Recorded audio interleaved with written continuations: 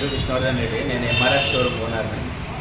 నిన్న రాత్రి మేము 9 గంటలకు షాప్ క్లోజ్ చేసి పోయిన తర్వాత మార్నింగ్ పక్కన అపోలో షాప్లో వర్క్ చేసే అబ్బాయి ఆల్రెడీ మీ షాప్లో దొంగతనం జరిగింది అని చెప్తే నేను వచ్చి చూడడం జరిగింది. నాతో పాటు పక్కల రెయిన్బో షోరూమ్ పక్కల బట్టల షాప్లో కూడా దొంగతనం జరిగింది నైట్.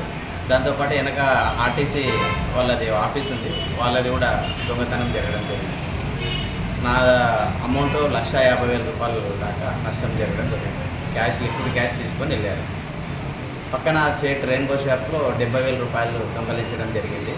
అక్కడ పక్కన ఏపీఎస్ఆర్టీసీ వాళ్ళ బుకింగ్ కౌంటర్లో 70,000 రూపాయలు నష్టం చేయడం జరిగింది. మెటీరియల్ ఏమైనా పోయిందా? మెటీరియల్ అయితే ఏం పోలేదు, ఓన్లీ క్యాషే వాళ్ళు దొంగతనం చేయడం జరిగింది. బట్టల షాప్లో బట్టల సరుకు బట్టల షాప్లో కూడా బట్టలు ఏం ముట్టలేదు, కానీ ఏమంటే ఓన్లీ డబ్బులే వాళ్ళు తీసుకెళ్ళారు.